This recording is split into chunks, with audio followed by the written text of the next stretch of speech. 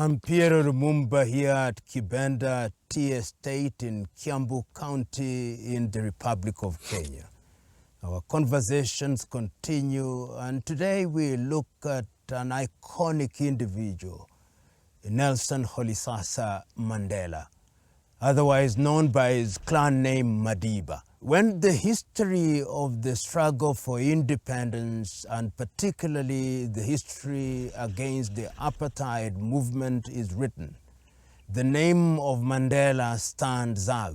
It stands out because although he came later into the struggle through the ANC, he played a critical role.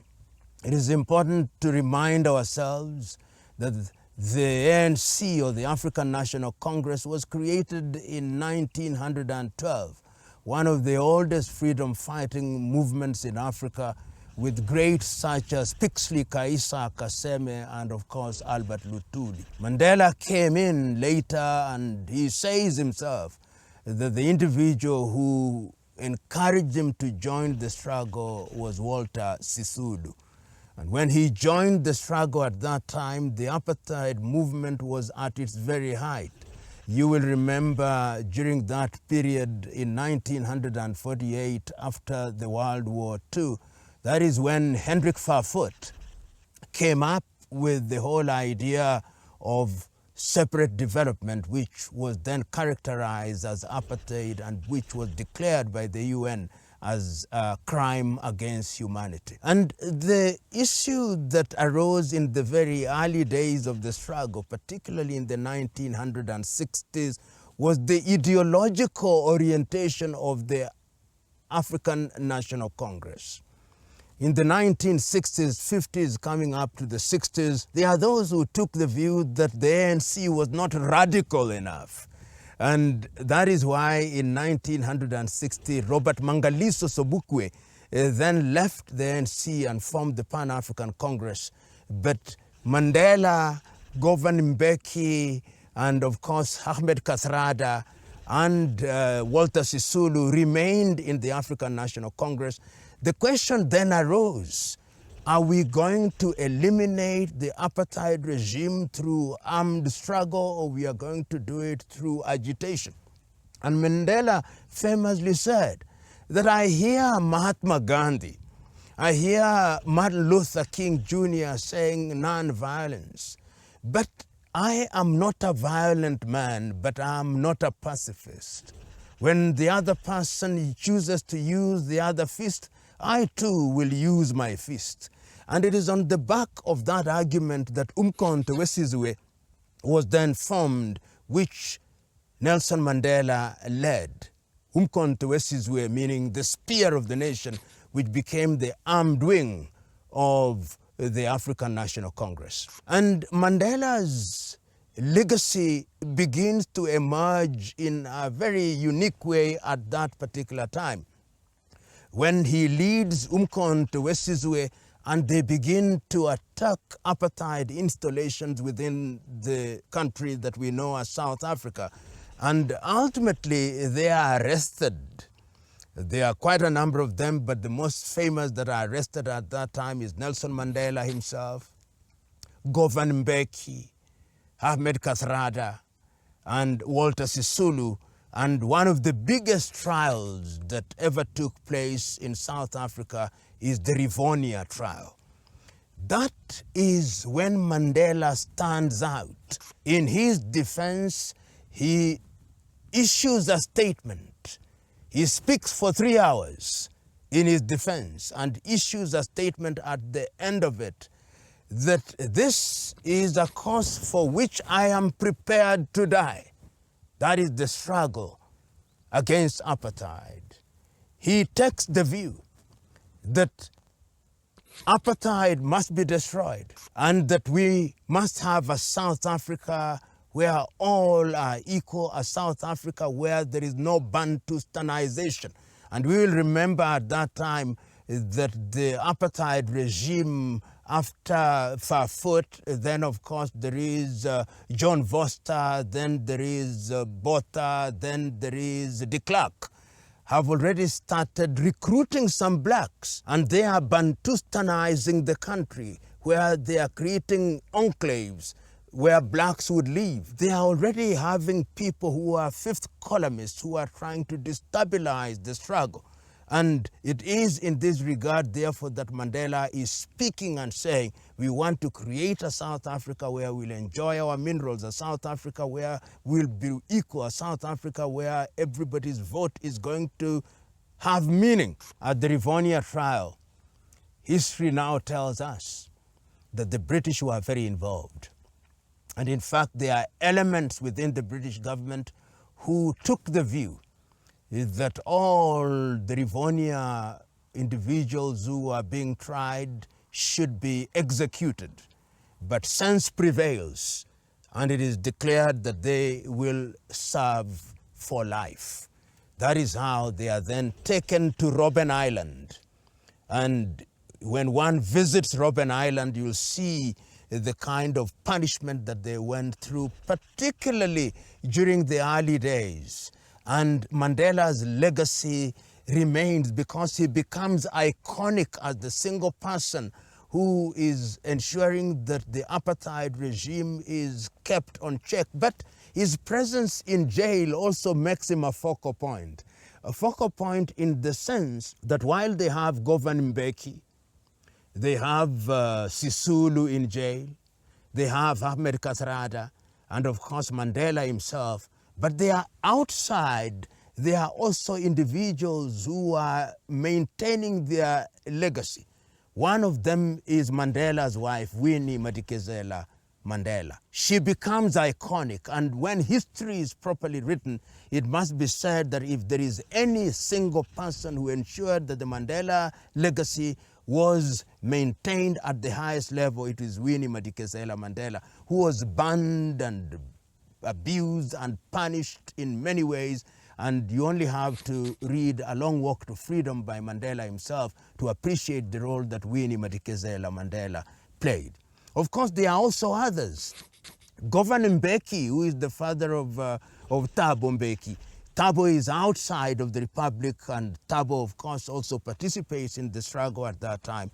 And of course, in the case of Walter Sisulu, the wife Albertina Sisulu is also out, and the young daughter at that time, Lindiwe Sisulu, is also out. Ahmed Kathrada are also people who are operating. And outside, there are younger people who are continuing the Mandela legacy. And you see many of them outside of South Africa.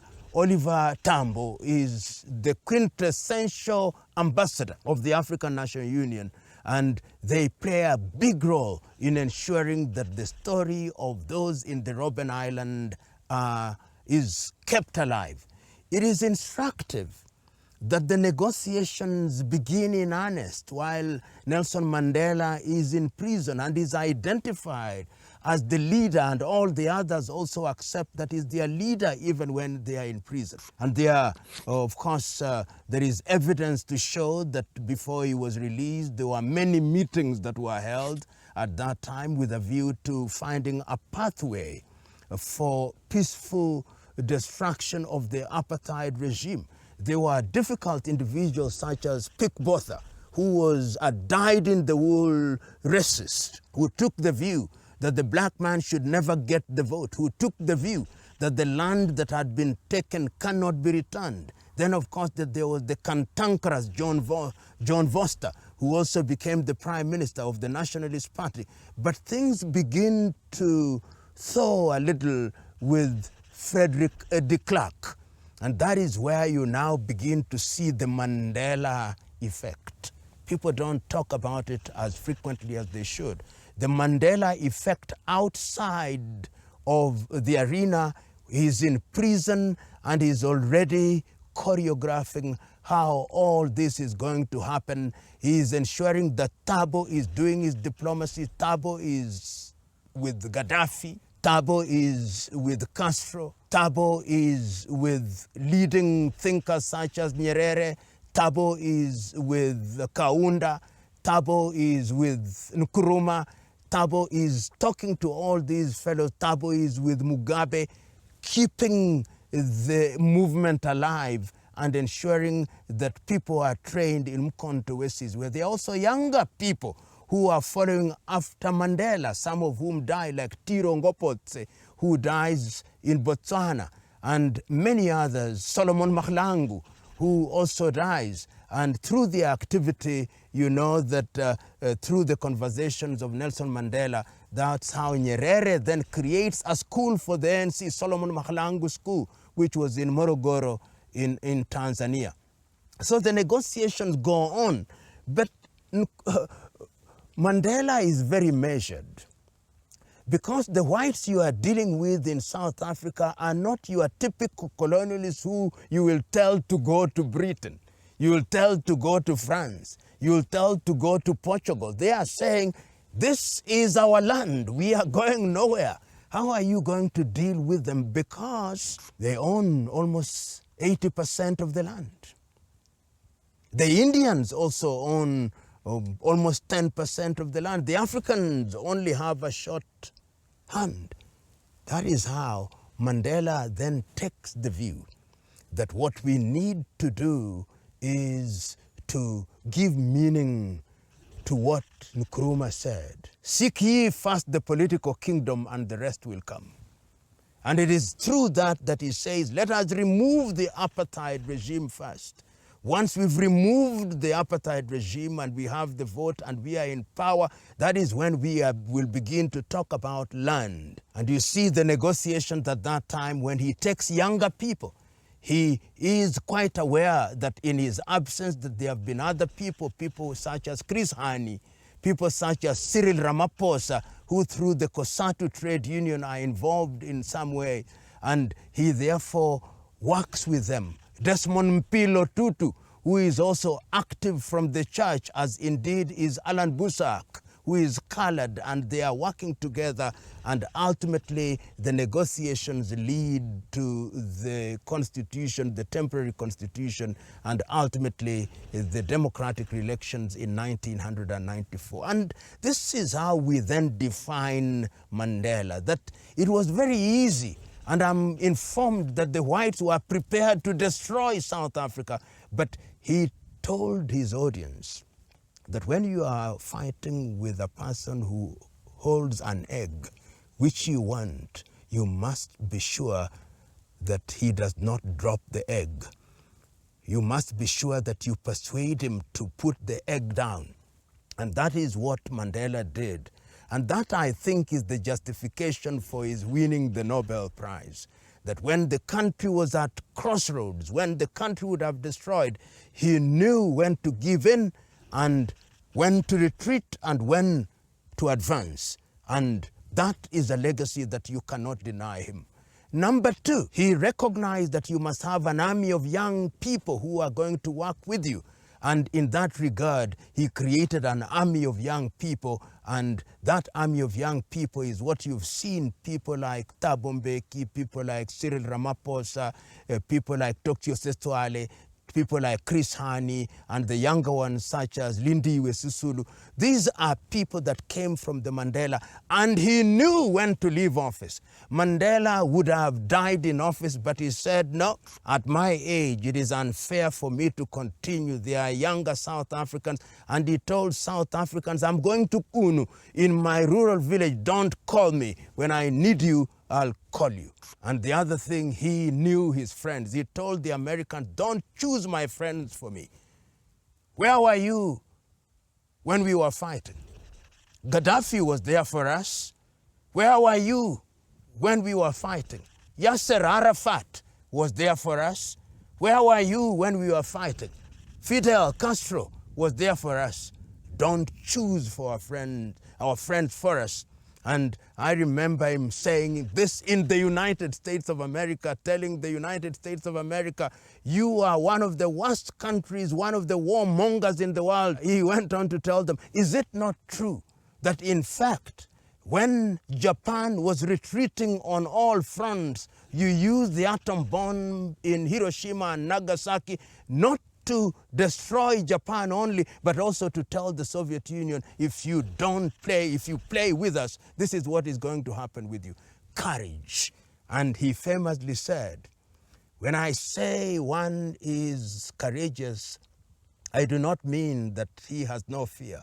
All human beings fear, but courage is our ability to conquer fear. And I think when we remember Mandela, we'll remember that. But there is one outstanding question, the last colonial question, the question of land. I see many people blaming Mandela, saying, but the land question was not resolved.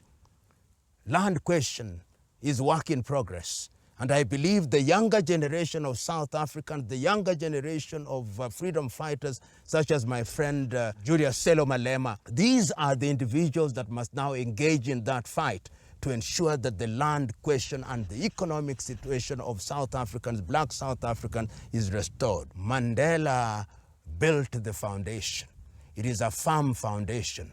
It is the duty of the younger generation to now build the walls in the knowledge that this fight against evil is a fight which is fought by generations. Nelson Mandela was a great man, a great South African, a great African, and a great human being, and he'll be remembered fondly by persons of goodwill. Thank you very much. We continue our conversation. The continent of Africa is a continent that deserves to be addressed at different points and from different standpoints. But let us say our goodbyes in the knowledge that the conversation continues apace. Goodbye.